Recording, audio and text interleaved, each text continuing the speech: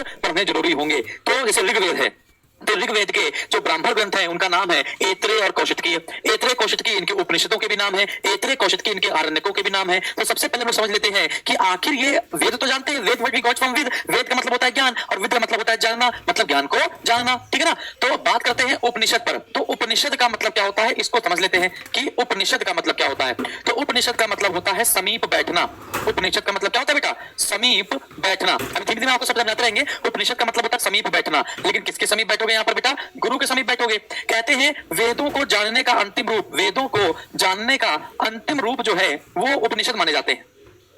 वेदों को जानने का जो अंतिम रूप है बेटा वो उपनिषद को माना जाता है। इसलिए हम लोग उपनिषद को वेदांत के नाम से जानते हैं। इसलिए बेटा हम उपनिषद को किस नाम से जानते हैं बेटा? वेदांत के नाम से जानते हैं। तो अभी तक कुल 108 उपनिषद बताए गए हैं, 108 उपनिषद है ना। इसीलिए हम प्रत्येक मंत्र का जो उच्चारण है वो 108 है ना उपनिषदों को समर्पित करते हैं। इसलिए किसी भी मंत्र का उच्चारण कम से कम 108 बार किया जाता है। इन 108 उपनिषदों में कुछ उपनिषद आपके इंपॉर्टेंट हैं, उनको याद रखना है आपको। ईश, केन, कट, प्रश्न, मुंडक, मांडूक्य, ऐत्रेय, कौशितकी,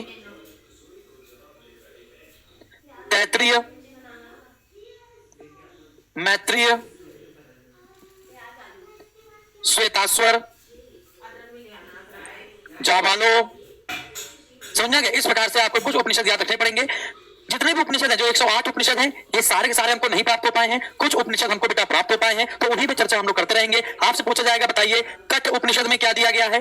प्रश्न उपनिषद किस वेद का उपनिषद है? मांडूक्य उपनिषद किस वेद का उपनिषद है? ऐत्रेय या कौशितकी उपनिषद किस वेद का उपनिषद है? यानी इन वेद यानी संहिताओं को समझने के लिए आपको उपनिषदों, अरण्यकों, उपवेदों और ब्राह्मण ग्रंथों का सहारा लेना ही लेना पड़ेगा, है ना। और स्मृति और पुराण समझिएगा, स्मृति, पुराण और जो उपवेद है, स्मृति, पुराण, उपवेद और जो वेदांग है बेटा, है ना, इसको ये कहा जाता है, ये वैदिक में इसको शामिल नहीं करते, ये बहुत बाद में लिखे गए थे। तो उपवेद, स्मृति, वेदांग और पुराण साहित्य को हम लोग वैदिकोत्तर साहित्य के नाम से जानते हैं। किस नाम से बेटा?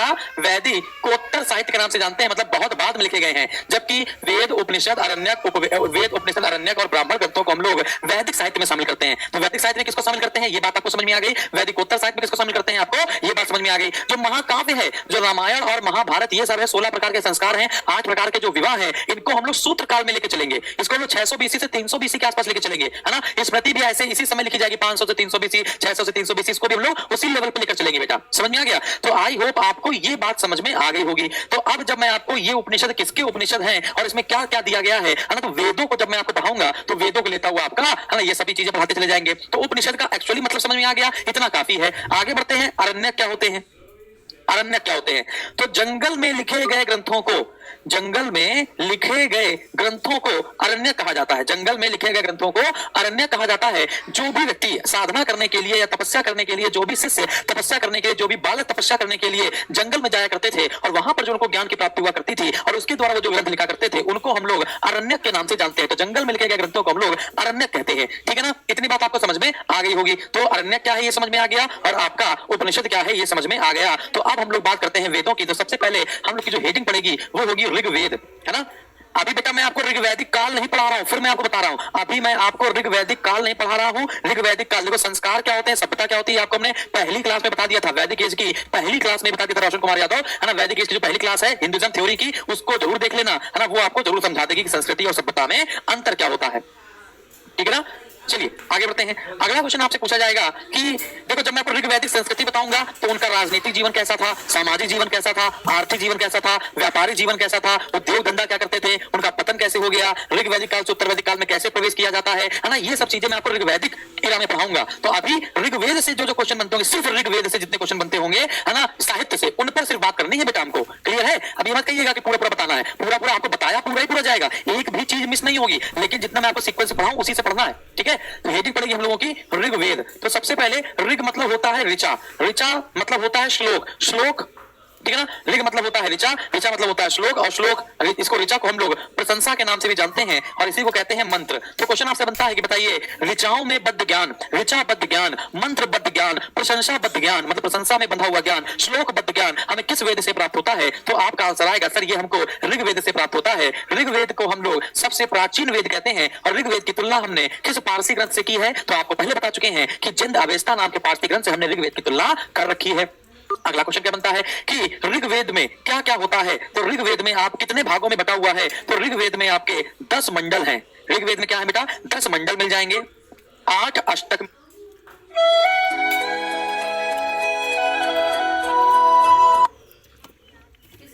कंपनी का।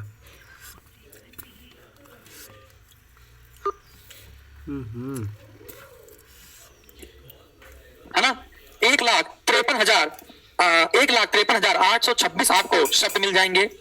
1,53,826 ये टोटल आपको शब्द मिल जाएंगे। 4,32,000 आपको अक्षर मिल जाएंगे। ठीक है ना। आपको 1,028 सूक्ति मिल जाएगी, है ना। 10,580 सही 1/4 मंत्र मिल जाएंगे। ठीक है ना, क्योंकि एक मंत्र उसमें है ना आधा का भी आधा है, मतलब कि 4 पैराग्राफ में सिर्फ एक ही चीज लिखी हुई है ना, इसलिए इसको 1/4 कर सकते हैं। ऐसा क्यों है हमें नहीं पता है, ठीक है, लेकिन महर्षि शौनक ने, है ना, ऋषि का नाम क्या बेटा? शौनक ऋषि ने बताया है कि 10,580 मंत्र है और इन 10,580 मंत्र में 118 जो मंत्र है ना, वो क्या है बेटा? आपको रिपीट किए गए हैं। चलिए इतने लिख देते हैं। 10,580 मंत्र है, अगर 118 घटा देंगे तो 10,462 आ जाएगा। ये क्या है बेटा? मूल मंत्र है। ये क्या है बेटा? मूल मंत्र है। और ये 118 मंत्र है जो दोहराए गए हैं। जो क्या किए गए बेटा? दोहराए गए हैं, है ना। तो ऋग्वेद में दोहराए गए मंत्रों की संख्या कितनी है? तो आपका आंसर आएगा 118 है। तो ऋग्वेद में मूल मंत्रों की संख्या कितनी है? 10,462 है। टोटल मंत्र कितने हैं? 10,580 हैं। अगर आपसे कहा जाए ये 10,580 मंत्र ऐसा किसने बताया है? तो महर्षि शौनक या ऋषि शौनक के द्वारा ऐसा लिखा गया है। इतनी बात समझ में आ गई है। अब इनमें सबसे बड़ा क्या होता है? तो सबसे बड़ा होता है मंडल। इसमें सबसे बड़ा क्या होता है? तो आपका आंसर आएगा मंडल। और प्रत्येक मंडल को अलग अलग ऋषि मुनियों के द्वारा लिखा गया है। प्रत्येक मंडल को अलग अलग ऋषि मुनियों द्वारा लिखा गया है। समझिएगा, पहले क्या था? जैसे 1,028 सूक्ति जैसे ये है, तो 1,028 सूक्ति प्रभात करते हैं, तो इसमें पहले 1,017 सूक्तियां थी। कितनी सूक्ति थी बेटा? 17 सूक्तियां थी। सूक्ति का मतलब होता है अच्छी बात, अच्छी उक्ति को हम लोग सूक्ति कहते हैं, है ना। बाद में 11 सूक्तियां और जोड़ी गई, तब जाकर ये 1,028 हुई है। तो इन 11 सूक्तियां जो बाद में जोड़ी गई हैं, इसको हम लोग बाल खिल्ल कहते हैं। इसको हम लोग क्या कहते हैं बेटा? बाल खिल्ल कहते हैं। तो क्वेश्चन बनता है कि बताइए कि बाल खिल्ल की संख्या कितनी है? तो 11 है। तो ऋग्वेद के 8वें मंडल में 11 सूक्तियों को बाद में हाथ से लिखकर जोड़ा गया है ना, इसलिए ही तो इसको हस्तलिखित कहते हैं। हस्तलिखित सूक्ति को हम लोग ऋग्वैदिक काल में बाल खिल्ल के नाम से जाना जाता था। आई होप यहां तक आपको बात समझ में आ गई है। अगर आ गई है तो फटाफट से बोलो। अब हम लोग बात करते हैं ऋग्वेद की शाखाओं के बारे में। अब हम लोग बात करते हैं ऋग्वेद की शाखाओं के बारे में। तो सभी लोगों ने इसकी शाखाएं अलग अलग बताई हैं। पतंजलि ने कुछ अलग प्रकार की शाखाएं बताई हैं, चरणव्यूह द्वारा कुछ अलग शाखाएं बताई गई हैं, भरतहरि के द्वारा कुछ अलग शाखाएं बताई गई हैं। वैसे आपको केसी श्रीवास्तव पढ़ोगे या फिर आप बीटी महाजन पढ़ोगे तो उसमें बताया गया है। चंदन जी बेटा, क्लास डेली नहीं हो सकती क्योंकि 3 दिन ज्योग्राफी चलती है और 3 दिन आपकी हिस्ट्री चलती है, तो क्लास डेली नहीं हो सकती है। ठीक है ना। हम लोग हो सकता है ये कर सकते हैं कि आपका एक टॉपिक कंप्लीट करने के बाद, अरमान जी बेटा स्पीड धीमे ही है, बेटा स्पीड धीमे, देखो बोल भी जो रहे हैं वो लिख भी तो रहे हैं। हाँ कि ना? ओके अरमान जी, ठीक है, गुड। चलिए उमेश आगे बढ़ते हैं। तो कंप्यूटर सही करो, तब तक फोन में देखते हैं चैट। ठीक है, चलो। तो क्या बताया हमने आपको कि ऋग्वेद की शाखाओं के बारे में बताया जाए तो एक हमारे हैं पतंजलि या पंतजलि। पंतजलि क्या कहते हैं कि ऋग्वेद की कितनी शाखाएं हैं? एक है चरणव्यूह। एक कौन है बेटा? ऋषि चरणव्यूह। ये क्या कहते हैं कि कितनी शाखाएं हैं ऋग्वेद की? एक है भरतहरि। ये क्या कहते हैं? और एक है भगवत दत्त। कौन है बेटा? भगवत दत्त, ऋषि मुनि भगवत दत्त। तो ये क्या कहते हैं? तो ये 4 लोग जो हैं ये ऋग्वेद की शाखाओं को, गुड चंदन जी, और कुछ ठीक है, गुड। तो अब क्वेश्चन पूछता बताइए पतंजलि के अनुसार, क्वेश्चन पूछता बताइए पतंजलि के अनुसार, नहीं सही हो रहा, तार निकाल के चलाओ। हाँ ठीक है चंद्र जी, आप जब ऑफलाइन आएंगे तो आप मिलिएगा तो अच्छा लगेगा। ठीक है ना। तो पतंजलि के अनुसार इसे कितनी शाखाएं हैं? तो आपका आंसर आएगा 21। चरणव्यूह के अनुसार, हाँ उसे चेक ले लीजिए, कभी क्लास में हम चेक ले लीजिए, बस चेक ले लीजिए। ठीक है। और आपसे कहा जाए कि चरणव्यूह के अनुसार, है ना, आपसे कहा जाए कि चरणव्यूह के अनुसार, आपसे कहा जाए चरणव्यूह के अनुसार ऋग्वेद की कितनी शाखाएं हैं? तो आपका आंसर आएगा 5 शाखाएं हैं। भगवत दत्त के अनुसार कितनी शाखाएं हैं? तो 27 शाखाएं हैं। और भरतहरि के अनुसार कितनी शाखाएं हैं? तो आपकी 15 शाखाएं हैं। सत्येंद्र कुमार जी, ठीक है, ठीक है, गुड। अरे सत्येंद्र कुमार जी, प्रतिष्ठा किसे कहते हैं? मौर्य काल में, गुप्त काल में, सब कुछ तो बता दिया। प्रतिष्ठा किसे कहते हैं?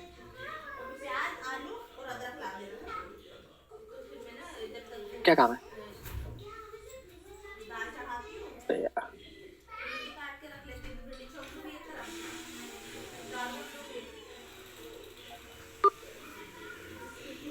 कैसे क्लास ले रहे बात बताते हैं काहे के मारे?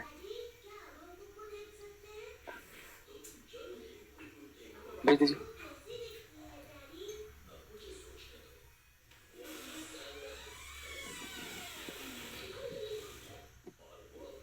तो 2 मिनट रुकिए जरा सा। अच्छा चंदन जी, आप हमसे बनारस में पढ़े हैं, ठीक है?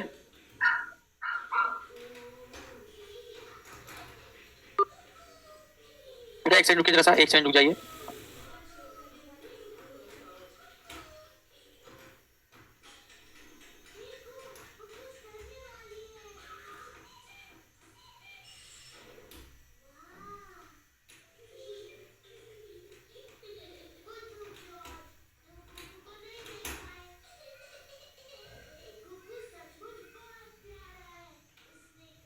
एक बच्चा कह रहा है सर आप करेंट अफेयर के 10 क्वेश्चन सुना दिया करिए। नहीं बेटा, है ना, जो क्लास है उसी में चलते रहने दीजिए, ज्यादा अच्छा रहेगा, ठीक है ना?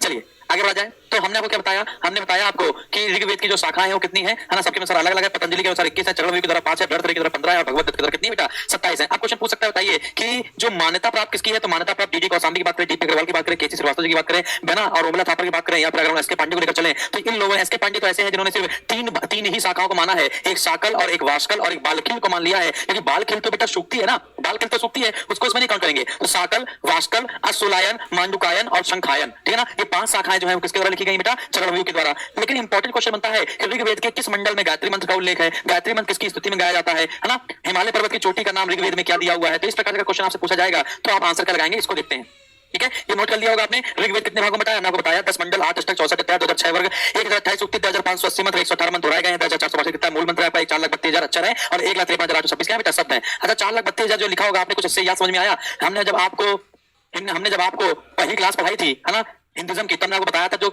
4,32,000 जो समय है, ये वर्ष है, ये किस युग का होता है? जल्दी बताइए किस युग में 4,32,000 वर्ष होते हैं? ठीक है, किस युग में 4,32,000 वर्ष होते हैं? 4,32,000, 8,64,000, है ना, 12,96,000, 17,28,000। तो सबसे छोटा होता है कलयुग, सबसे बड़ा क्या होता है? सतयुग, है ना? सतयुग के बाद कौन सा युग आता है? त्रेता, त्रेता के बाद कौन सा आता है? द्वापर, द्वापर के बाद कौन सा आता है? कलयुग, है ना? अगर किसी पंडित की पंडिताई जाननी हो या फिर वो विद्वान अपने आप को समझता हो तो चारों युग अगर क्रम से पूछ लो तो वो क्रम नहीं बता पाते हैं, अरे हाँ कि ना? लेकिन कहेंगे कि अच्छा हम आपको भविष्य बता देंगे। आगे बढ़ते हैं। तो ऋग्वेद की ये सब बातें आपको समझ में आई। तो आपको अगर 5 शाखाएं पूछी जाए तो 5 शाखाएं कौन सी होंगी बेटा? शाकल, मूलतः में शाकल, वाष्कल, अश्वलायन, अश्वलायन, शंखायन, शंखायन और मांडुकायन, मांडुकायन। ये चरणव्यूह के द्वारा उत्पन्न की गई ऋग्वेद की 5 शाखाएं हैं। अब इंपॉर्टेंट क्या है? ऋग्वेद के जो 10 मंडल हैं, अगर इनके ऋषि मुनि आपको नहीं याद हो पाए तो समझ लीजिए आईएएस बनना उतना ही कठिन हो जाएगा जितना आपके लिए आलू बेचना हो जाएगा, ठीक है ना? या तो आलू बेचने तैयार हो जाओ और या तो ये 10 गुरु के नाम याद करने तैयार हो जाओ, तो जो अच्छा लगे वो कर सकते हो। क्या बोलते हो? तो जो पहला हमने तो ऐसे याद कर लिए, जो पहला मंडल है वो अनेक ऋषियों द्वारा लिखा गया है। फिर दूसरे मंडल से याद करना शुरू कर दिया, गृहस्थ, मध्य, विश्वामित्र, वामदेव, अत्रि, भारद्वाज, वशिष्ठ, कण्व, अंगिरा, ये 9 हो गए, हाँ कि ना? और 10वां अनेक ऋषि। तो पहला मंडल और 10वां मंडल जो है वो अनेक ऋषियों द्वारा लिखा गया है। अब अनेक ऋषि जब हम बोलते हैं तो मन में आता है सर अनेक ऋषि आप बोल रहे हैं, उनके भी नाम बता दो। अनेक ऋषि में देखो जो पहला मंडल और 9वां मंडल है ना, उसमें अंगिरा का योगदान है। अंगिरा कहते हैं क्या कि मैं कवि हूं, माता अन्न पीसती है और पिता वैद्य है। इसका मतलब क्या है कि तीनों का व्यवसाय अलग अलग है। इसका मतलब यह है कि जो वर्ण व्यवस्था थी वो ऋग्वेद में चल ही नहीं रही थी। जो वर्ण व्यवस्था थी वो कर्म आधारित थी, ना कि जाति आधारित। समझ आ गया? आप जैसे कर्म करते थे वैसे ही आपका जाति या वर्ण आपको डिसाइड करता है। वर्ण और जाति में उतना ही अंतर होता है ना, जितना अंतर है प्रधानमंत्री नरेंद्र मोदी और राहुल गांधी में, है ना? वर्ण और जाति में इतना ही अंतर होता है। समझ में आ रही बात? ठीक है, तो वर्ण और जाति में अंतर क्या है इसको मैं समझाता हूँ। भिन्न वर्णों में जब विवाह उत्पन्न होता है, भिन्न वर्णों में जब विवाह होता है तो उससे जाति उत्पन्न होती है, समझिएगा, ठीक है? आजकल तो ऐसी जातियां आपको देखने को मिलेंगी जो सुनी भी नहीं होंगी। कई बार पूछता है अरे ये कौन सी जाति, पहली बार तुम लोग कहाँ के हो, ठीक है ना?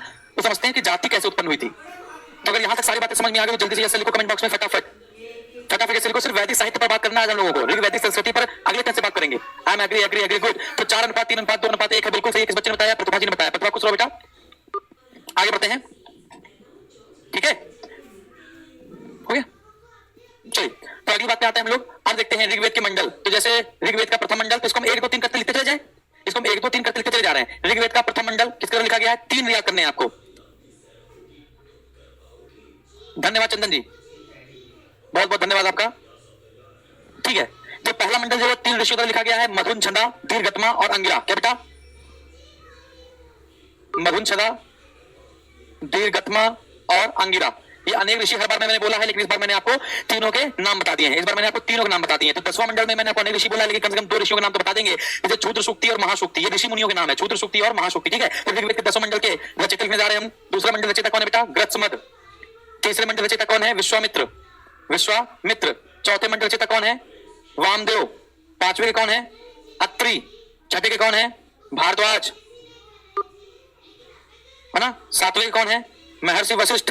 वशिष्ठ और विश्वामित्र में लड़ाई होगी आगे चलकर, दुनिया का पहला युद्ध, दाशराग युद्ध, परसुनी नदी के किनारे लड़ा जाएगा। परसुनी को वर्तमान में रावी नदी के नाम से जानते हैं, ठीक है। फिर आते हैं 8वें मंडल में कण्व ऋषि, 9वें मंडल अंगिरा। 9वां मंडल किसका बेटा? अंगिरा द्वारा। और 10वां मंडल क्षुद्र सूक्ति और महासूक्ति। ये 2 ऋषि मुनि आपको बता दिए, सभी किताबों में मिलता नहीं है, ठीक है ना। तो हमने आपको ये 10 मंडल बताए। आप क्वेश्चन मंत्र बताइए, ऋग्वेद के किस मंडल में गायत्री मंत्र का उल्लेख है? गायत्री मंत्र किस ऋषि की तरह रचित है? तो गायत्री मंत्र जो है वो ऋग्वेद के 3रे मंडल में। सबसे पहला क्वेश्चन, अब गायत्री मंत्र किसको समर्पित है? फटाफट बताइए, गायत्री मंत्र किसके लिए गाया जाता है? देखो, जिसने इसने हमसे पढ़ा है वो तो बता देगा, और जिसने नहीं पढ़ा है वो कहेगा सर कि गायत्री देवी होंगी उनके लिए गाया जाता होगा। ऐसा कुछ होगा कि नहीं? कुछ लोग कहेंगे सरस्वती माता के लिए गाते हैं, कुछ लोग कहेंगे लक्ष्मी माता के लिए गाते हैं। तो आज मैं आपको बता दूं, गायत्री मतलब होता है ऊर्जा। समझ में आ गया? गायत्री मतलब क्या होता है? ऊर्जा, पॉजिटिव ऊर्जा, धनात्मक ऊर्जा। और पृथ्वी पर ऊर्जा का स्रोत क्या है? सूर्य है। पृथ्वी पर ऊर्जा का स्रोत क्या है बेटा? सूर्य है। तो आज जिंदगी में पहली बार पता चला कि गायत्री मंत्र किसको समर्पित है बेटा? सूर्य को समर्पित है। सूर्य के जो अवतार है वो है सविता। सूर्य का जो अवतार है वो क्या है बेटा? सविता और सावित्री। सावित्री यहाँ पर औरत की बात नहीं कर रहे हैं कि वट सावित्री का व्रत रख लिया, पति जीवित हो गया, ऐसी बात नहीं कर रहे हैं, ठीक है ना। तो सूर्य मतलब सविता या सावित्री इनकी इनकारनेशन है, अवतार है। हाँ, तो जब आप डार्क मैटर में जी रहे होते हो, जब आप लोग अंधेरे में जी रहे होते हो, जब आप में नेगेटिव एनर्जी आ रही होती है, तो पॉजिटिव एनर्जी को लाने के लिए हम लोग क्या करते हैं? गायत्री मंत्र पढ़ते हैं। जो एनर्जी है पृथ्वी पर, ऊर्जा का स्रोत है वो क्या है बेटा? सूर्य होता है। पृथ्वी पर जो ऊर्जा का स्रोत है वो कौन होता है? तो आपको बताया हमने, पृथ्वी पर ऊर्जा का जो स्रोत होता है वो सूर्य होता है। और सूर्य के 2 पुत्र हैं। सूर्य के 2 पुत्र हैं, एक का नाम क्या है? शनि, और दूसरे का नाम क्या है? यम। सूर्य के जो पिता हैं, सूर्य के पिता का नाम क्या है? दोष। सूर्य के पिता का नाम क्या है? दोष। क्वेश्चन पूछेगा आईएएस के पेपर में कि बताइए सूर्य के रथ में कितने घोड़े विद्यमान है? फटाफट बताइए। सूर्य के, ठीक है सर, सूर्य, हाँ ठीक है। क्वेश्चन पूछा गया, बताइए सूर्य के रथ में कितने घोड़े विद्यमान है? ऑप्शन दिया था 6, 7, 8, 9। फटाफट बताइए, देखते कौन आंसर बता पाएगा। जल्दी बता बेटा, फटाफट बताइए आंसर। सूर्य के रथ में कितने घोड़े विद्यमान है?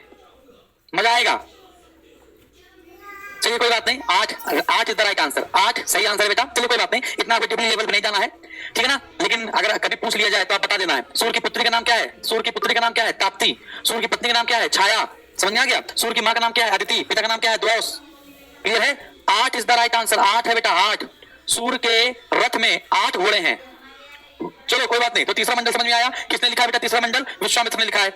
अब अगला क्वेश्चन पूछा जाता है, बताइए ऐसा कौन सा ऋग्वेद का मंडल है जिसमें कृषि की सभी प्रक्रियाओं के बारे में बताया गया? कृषि की प्रक्रिया से संबंधित, तो आपका आंसर आएगा वामदेव वाला, ठीक है ना। तो चौथे मंडल में क्या है? कृषि संबंधी प्रक्रिया दी गई है। कृषि संबंधी प्रक्रिया दी गई है। कृषि संबंधी प्रक्रिया का उल्लेख है किस बेटा? ऋग्वेद के चौथे मंडल में। ऋग्वेद का जो 7वां मंडल है वो दाशराग युद्ध के बारे में बताता है। ऋग्वेद का जो 7वां मंडल है वो दाशराग युद्ध के बारे में बताता है। ऋग्वेद का जो 8वां मंडल है, ऋग्वेद का जो 8वां मंडल है ये आपका वरुण देवता के बारे में बताता है। ऋग्वेद का जो 9वां मंडल है ये सोम देवता के बारे में बताता है। ऋग्वेद के 10वें मंडल में 2 सूक्तियां हैं, एक का नाम है नदी सूक्ति और एक का नाम है पुरुष सूक्ति। एक का नाम है नदी सूक्ति और एक का नाम है पुरुष सूक्ति। वैसे तो पूरे ऋग्वैदिक काल में 31 नदियां थी। 31 नदियों में से अकेले 25 नदियों का वर्णन ऋग्वेद में मिल जाता है, लेकिन नदी सूक्ति में, ऋग्वेद के 10वें मंडल की नदी सूक्ति में सिर्फ और सिर्फ 21 नदियों का उल्लेख मिला है। कितनी नदियों में बेटा? सिर्फ 21 नदियों का उल्लेख हमको मिला है। अब आपको पढ़ना होता है कि बताइए कि वर्तमान में उस नदी का नाम क्या है जो प्राचीन में था। तो ऋग्वैदिक काल की जो नदियां थी वर्तमान से बिल्कुल अलग है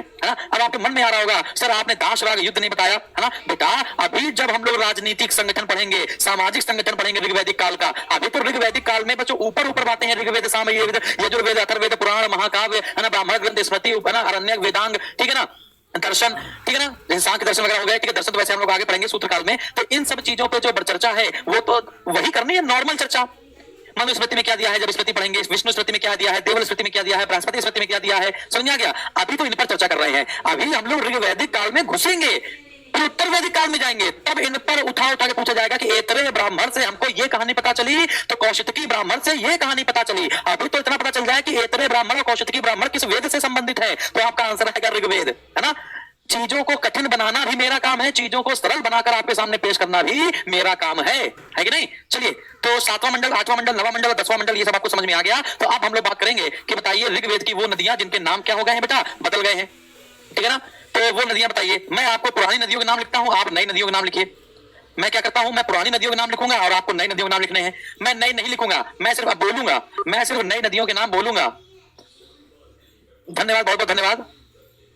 हरमान जी कह रहे हैं सर आप हमको पंडित बना देंगे, ठीक है। नहीं बेटा, अगर आप चाहें तो हम आपको मौलवी भी बना सकते हैं, बड़ी बात नहीं है, ठीक है ना।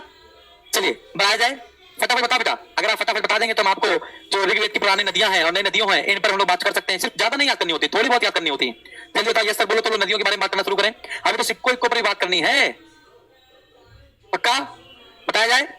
ओके, तो जैसे चतरा नहीं, विपाशा नदी को वर्तमान में क्या कहते हैं? व्यास। परसुड़ी नदी को क्या कहते हैं बेटा? रावी। अस्कनी नदी को क्या कहते हैं बेटा? चिनाब। वितस्ता को क्या कहते हैं? झेलम। सदा नीरा को क्या कहते हैं? गंडक। कुंभा को क्या कहते हैं? काबुल। क्रुमु को क्या कहते हैं? कुर्रम। ठीक है, और बताओ सतुद्री को क्या कहते हैं? सतलज। दसधती को क्या कहते हैं? घग्गर। ठीक है ना। घाघरा उत्तर प्रदेश की है, घग्गर राजस्थान वाली है, ठीक है ना। दसधती को घग्गर कहते हैं। सरस्वती को क्या कहते हैं? सरस्वती। गोमती को क्या कहते हैं? गोमती ही कहते हैं, लेकिन बीच में गोमल कहा जाने लगा था।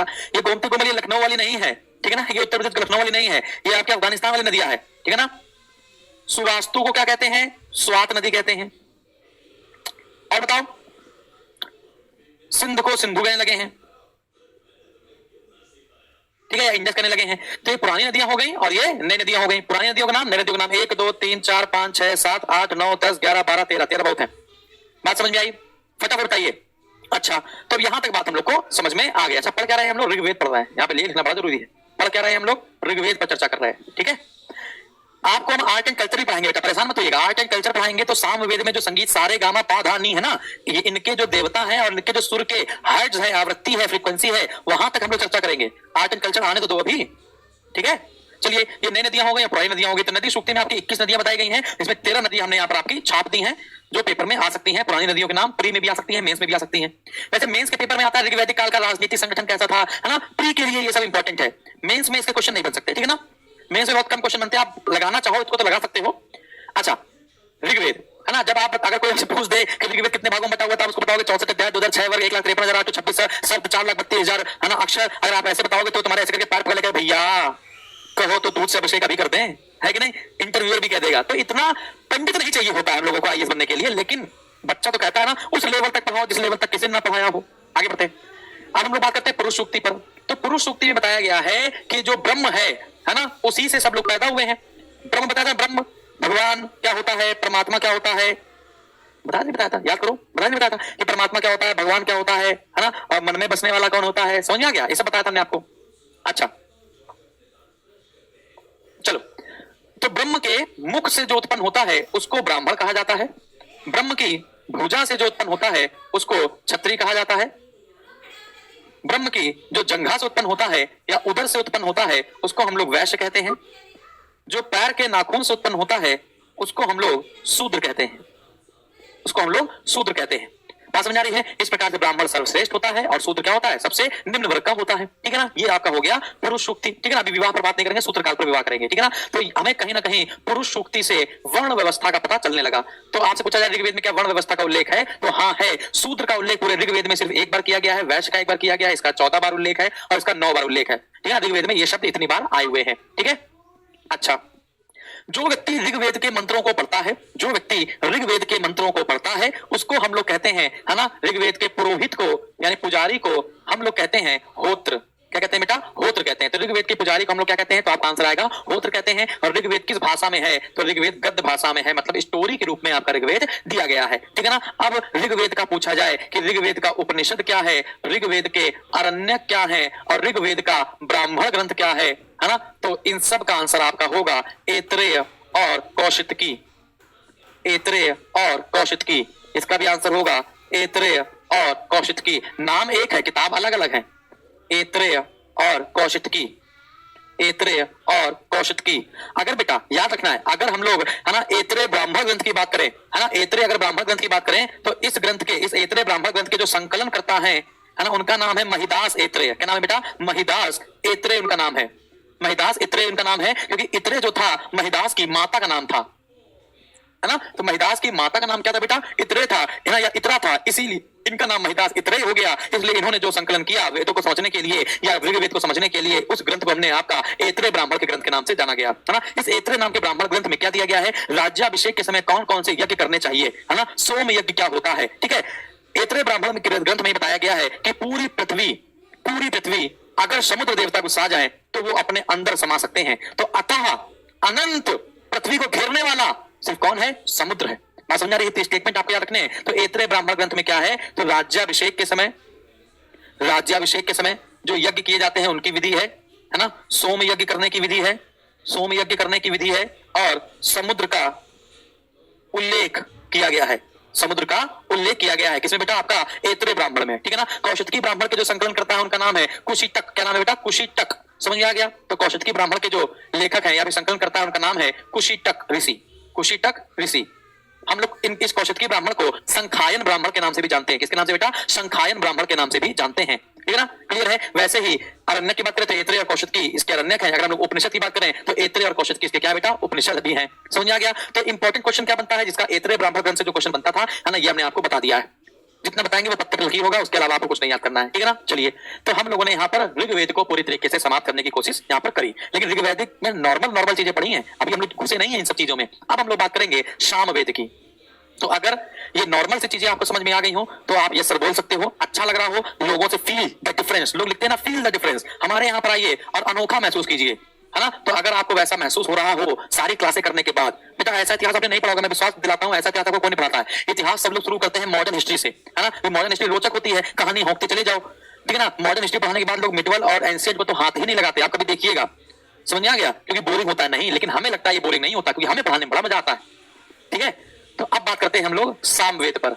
शाम का मतलब होता है संगीत, तो संगीत, वेद का मतलब होता है ज्ञान। तो संगीत का ज्ञान जिस वेद को होता है उसको हम लोग सामवेद कहते हैं, इसलिए सामवेद को भारतीय संगीत का पिता कहा जाता है, यही से पता चलता है कि जो सुर होते हैं, है ना, वो 7 होते हैं, सा रे गा मा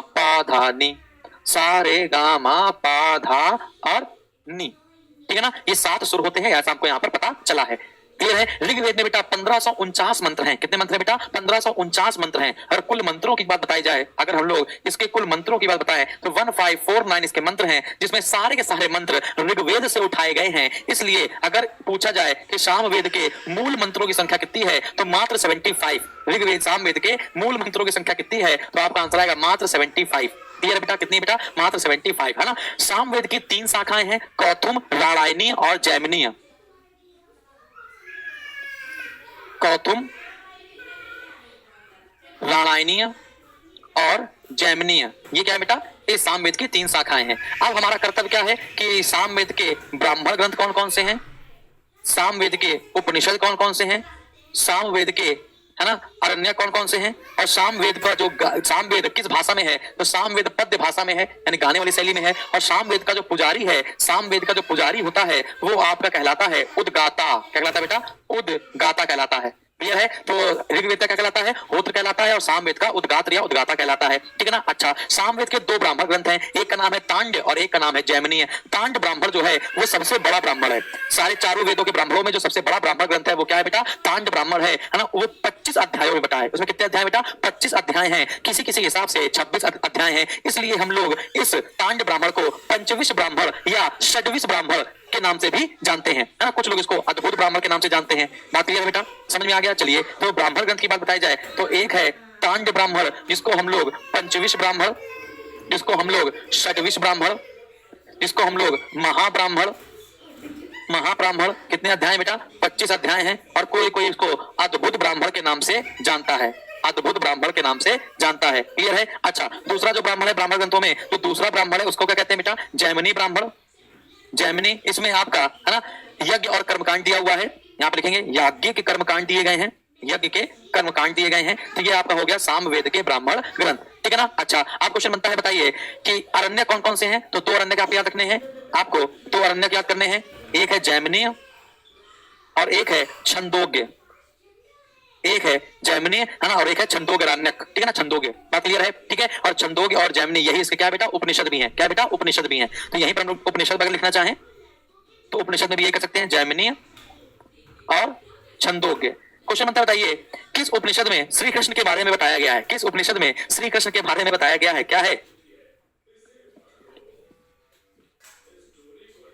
क्या है, कहां जाना है? आओ, आ जाओ, है नहीं? चलो, जब आप लोग बेटा गुरुकुल में पढ़ने आओगे तब आपको हमारे यहाँ का आपको एक मेंबर दिखेगा, ठीक है ना? हाँ, 25 अध्याय होने के कारण इसको 25 ब्राह्मण कहा गया है और कुछ लोग इसको 26 ब्राह्मण कहते हैं, ठीक है? चलिए आगे बढ़ा जाए। अगला क्वेश्चन देखते हैं। छंद कितने हैं, सर्ग कितने हैं, विसर्ग कितने हैं, उपसर्ग कितने हैं? ये सब नहीं आता यार, कहाँ चक्कर पड़े हो, ठीक है? अच्छा, क्वेश्चन क्या कहता है बताइए? क्वेश्चन कहता है कि ब्रह्म अलग है और आत्मा अलग है। समझिएगा, ब्रह्म अलग है, आत्मा अलग है। इनके विषय में हमको जानकारी, ब्रह्म अलग है, आत्मा अलग है, ब्रह्म और आत्मा कभी एक साथ नहीं हो सकते, है ना? जैसे कि आपने सुना होगा द्वैतवाद सिद्धांत, है ना? कि हरे पेड़ पर हरा तोता बैठा, पहली क्लास में बताया था हमने आपको, हरे पेड़ पर हरा तोता बैठा, लेकिन है तो अलग अलग। हालांकि जब तोता हरे पेड़ पर बैठा तो नहीं दिख रहा है, उसी प्रकार से कौन सा ऐसा उपनिषद है जो बताता है कि आत्मा और ब्रह्म दोनों अलग अलग हैं? जल्दी बताइए। इसके बीच में दो लोगों के बीच में बहस भी हो गई थी, बात समझ आ रही है? माँ सॉरी उसके पिता और पुत्र के बीच में, पिता का नाम है उद्दालक आरुणि और पुत्र का नाम है श्वेत केतु। तो पेपर में आता है श्वेत केतु और आरुणि के बीच में जो संवाद हो गया था और आत्मा और ब्रह्म को लेकर, वो संवाद किस उपनिषद में बताया गया है? सर्वत्र दुखम व्यापम, संसार दुखों से भरा हुआ है। ये सारे ऐसे जो स्टेटमेंट आपको मिलेंगे ये छंदों के उपनिषद से देखने को मिलेंगे बेटा, बात समझ आ रही है ना? छंदों के उपनिषद में ही सबसे पहले देवकी पुत्र श्री कृष्ण का उल्लेख मिलेगा आपको, देवकी पुत्र श्री कृष्ण का उल्लेख आपको यही मिलेगा। अब श्री कृष्ण का उल्लेख मिलेगा तभी तो स्टेटमेंट मिलेगा सर्वत्र दुखम व्यापम, संसार दुखों से भरा हुआ है। ये स्टेटमेंट भी आपको मिलेगा। आत्मा और ब्रह्म अलग अलग हैं, आत्मा और ब्रह्म क्या है बेटा? अलग अलग हैं। इसके बारे में आपको एक संवाद देखने को मिलेगा, किसके किसके बीच बेटा, है ना? उद्दालक आरुणि और उनके पुत्र श्वेत केतु के बीच, आरुणि और श्वेत केतु के बीच आपको क्या देखने को मिलेगा बेटा? संवाद देखने को मिलेगा। ये आरुणि कहेंगे कि दोनों एक ही हैं, जबकि श्वेत केतु कहेंगे दोनों क्या है बेटा? अलग अलग है। तो यहाँ पर अद्वैतवाद और द्वैतवाद की जंग छिड़ जाएगी। बात समझ में आ रही है? क्लियर है? ओके, नहीं कोई छोटू बेबी नहीं है, चलो मैं आपको बुलाता हूँ, आओ आओ, अच्छा आओ, जल्दी आओ। चलो अच्छा कभी और मिला देंगे, ठीक है ना?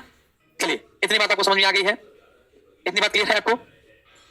आगे बढ़ते हैं। तो ऋग्वेद हम लोगों ने पढ़ा, हम लोगों ने सामवेद को पढ़ा। तो ऋग्वेद सामवेद के बाद अब हम लोग आएंगे बेटा यजुर्वेद पे। यजुर्वेद में जो यजु है वो शब्द आया है यजुष से, और यजुष का मतलब होता है यज्ञ। यजुष का मतलब क्या होता है? यज्ञ। तो यज्ञ संबंधी सारे अनुष्ठान, यज्ञ संबंधी सारी विधियां, यज्ञ संबंधी सारे कर्मकांड, यज्ञ संबंधी सारे अनुष्ठान, यज्ञ संबंधी सारी विधियां, यज्ञ संबंधी सारे, है ना?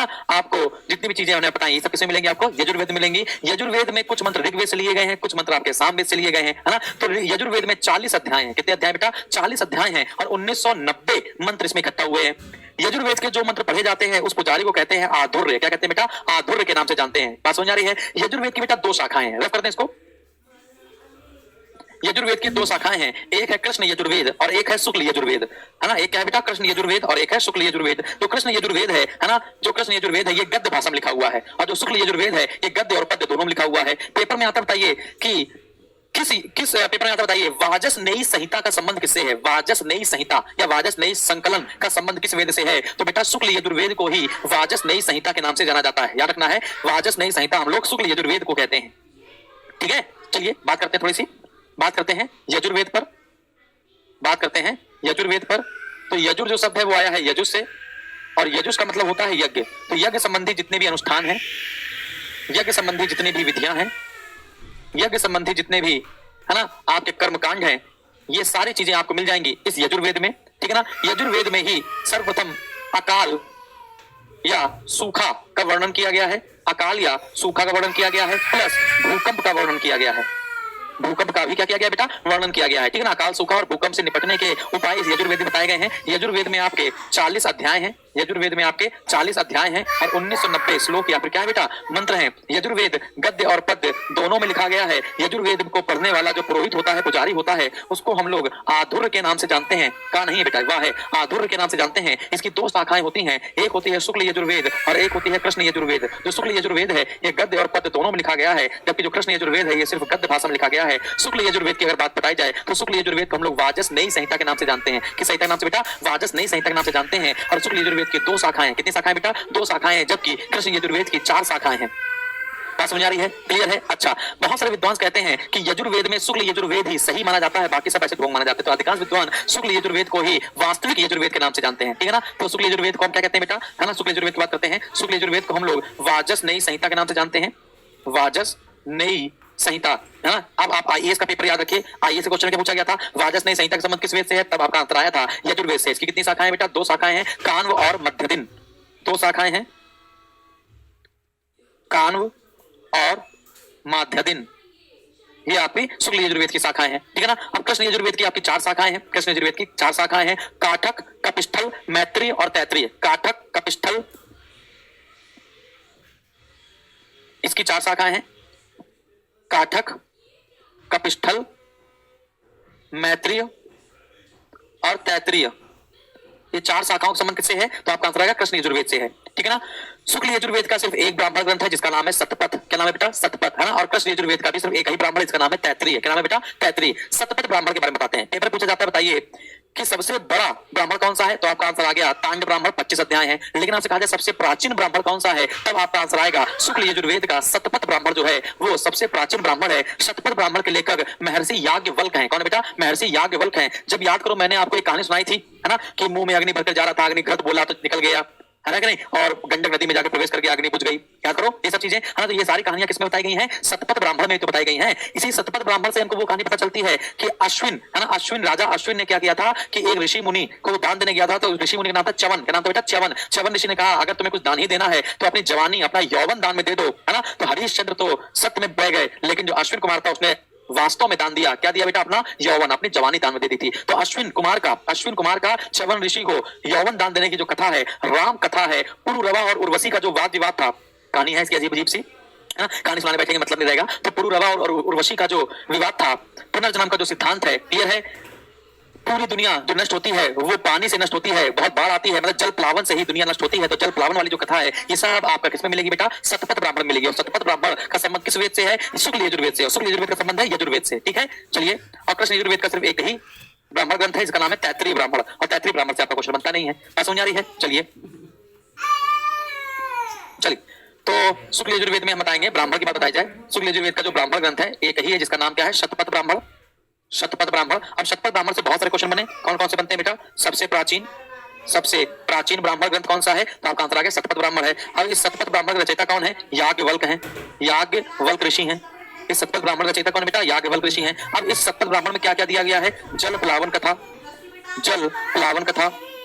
राम कथा, पुरुरवा और उर्वशी विवाद, या पुरुरवा और उर्वशी की कहानी, ठीक है ना, और अश्विन और च्यवन ऋषि यौवन दान देने की कहानी, ये सब आपका किसमें मिल जाएगा? तो ये सब आपका मिल जाएगा, राम कथा लिखी थी, है ना, तो ये सब आपका मिल जाएगा शतपथ ब्राह्मण में। और कृष्ण यजुर्वेद के ब्राह्मण का नाम क्या है? कृष्ण यजुर्वेद के ब्राह्मण ग्रंथ का नाम है बेटा तैत्रीय ब्राह्मण। क्या नाम बेटा? तैत्रीय ब्राह्मण, है ना। तो अब हम लोग बात करते हैं किसकी? अरण्यक और उपनिषद की बात करते हैं। किसकी बात करते हैं बेटा? अरण्यक और उपनिषद की बात करते हैं। तो यजुर्वेद के कंप्लीट यजुर्वेद के, शुक्ल यजुर्वेद कृष्ण यजुर्वेद में नहीं आएंगे। यजुर्वेद के आपके 3 अरण्यक हैं, एक का नाम है तैत्रीय, एक का नाम है शतपथ और एक का नाम है ब्रह्मदारण्यक। लिख लीजिए, मैं बोल दे रहा हूं, यजुर्वेद के 3 अरण्यक हैं। नंबर 1 ब्रह्मदारण्यक, नंबर 2 तैत्रीय और नंबर 3 शतपथ। मैं बोल दूं, ब्रह्मदारण्यक, तैत्रीय और शतपथ। बात समझ में आ रही है? क्लियर है? लेकिन अब हम ब्राह्मण बता दिया, अरण्य बता दिया, अब हम लोग बात करते हैं उपनिषदों की। किसकी बात करते हैं? यजुर्वेद के उपनिषदों की बात करते हैं। यजुर्वेद की किसकी बेटा? उपनिषदों की बात बताई जाए तो उपनिषद आपके मिलेंगे। नंबर 1 होगा आपका ब्रह्मदारण्यक, कठ उपनिषद, ईश उपनिषद, श्वेताश्वर उपनिषद, मैत्रायण उपनिषद और महानारायण उपनिषद, ठीक है ना। तो याद रखना है आपको, ईश कठ ब्रह्मदारण्यक, श्वेताश्वर उपनिषद, महानारायण उपनिषद और मैत्रायण उपनिषद, ये सब किसके उपनिषद है बेटा? तो आपका आंसर आएगा यजुर्वेद के। अब आप सोच रहे हो सर ये सब याद कैसे होगा? नहीं, याद नहीं करना, याद जो मैं कहूंगा वही करना है। मैं बस आपको लिखवा रहा हूं ताकि आपके नोट्स अच्छे बन जाए। तो 3-4 बार में बोलोगे तो याद ही हो जाएगा वो। आप ही सिर्फ आपको जो मजा आ रही है कहानी सुनने में, सिर्फ उस पर फोकस कर लो, ठीक है ना। वनडे एग्जाम में ये सब कुछ नहीं आता है, वनडे एग्जाम में कुछ नहीं आता है, ठीक है ना।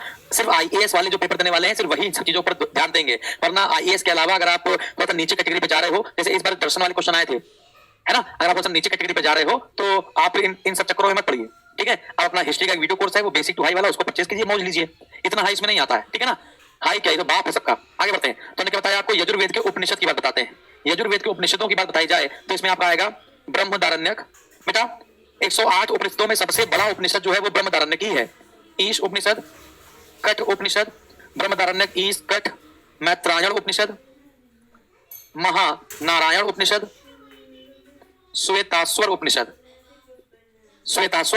ये सारे उपनिषद किसके हैं बेटा? तो आपका आंसर आएगा ये सारे उपनिषद आपके यजुर्वेद के हैं, है ना। अब क्वेश्चन ब्रह्मदारण्यक से क्या बनता है? सबसे बड़ा उपनिषद कौन सा है? तो आपका आंसर आएगा ब्रह्मदारण्यक उपनिषद है। सबसे बड़ा उपनिषद कौन सा है? तो आपका आंसर आएगा ब्रह्मधारण्यक उपनिषद है ना। इसी में गार्गी और याज्ञवल्क ऋषि का संवाद है। इसी में गार्गी और याज्ञवल्क ऋषि का क्या है बेटा? संवाद है। ठीक है ना? Okay good. ठीक है, तो सबसे बड़ा उपनिषद कौन सा बेटा? ब्रह्मधारण्यक उपनिषद है और इसमें क्या दिया गया है? याज्ञवल्क और गार्गी ऋषि का, गार्गी विदुषी का संवाद है। अगला क्वेश्चन क्या बनता है? कठ उपनिषद से यम और नचिकेता का संवाद दिया गया है। यम और नचिकेता का संवाद दिया गया है। तो यम नचिकेता का संवाद किसमें है? तो आपका आंसर आएगा कठ उपनिषद में है। किसमें बेटा है? तो कठ उपनिषद में है। ठीक है ना? और कठ उपनिषद में ही आत्मा को पुरुष कहा गया है। आत्मा को क्या कहा गया है? पुरुष। और हमने आपको बताया पुरुष का कुछ अर्थ होता है जिसको कहते हैं पुरुषार्थ। पुरुषार्थ क्या होता है? धर्म, अर्थ, काम, मोक्ष। क्लियर है? तो इसी में ही किसमें बेटा? यम और नचिकेता वाले संवाद में ही। ठीक है ना? क्लियर है? तो इतनी बात समझ में आ गई। तो कठ उपनिषद में ही आत्मा को पुरुष कहा गया है। लिख लीजिए, आत्मा ही पुरुष है।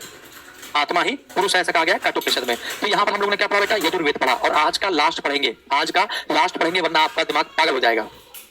आज का लास्ट पढ़ेंगे वरना आपका दिमाग क्या जाएगा? और आ जाएगा। जिसकी क्लास नहीं चल रही हो बेटा हिंदुइज्म थ्योरी की, वो YouTube पे जाके देख लेगा। जिसकी क्लास ये हिंदुइज्म थ्योरी की नहीं चल रही है वो YouTube पे जाएगा, हिंदुइज्म डालेगा, वहां पर हमने पढ़ाया है, वही वीडियो हमने इसमें कॉपी किया क्योंकि उसको बार बार पढ़ाने का मतलब नहीं था, टाइम वेस्ट हो जाता। ठीक है ना? क्योंकि उसमें मैंने वही चीज आपको रिपीट करनी थी। तो YouTube पे चले जाइएगा, उसमें हिंदुइज्म थ्योरी डालिएगा, मैंने आपको जो ऋग्वैदिक काल उसमें लिखा होगा वही आप पढ़िएगा। ठीक है बेटा?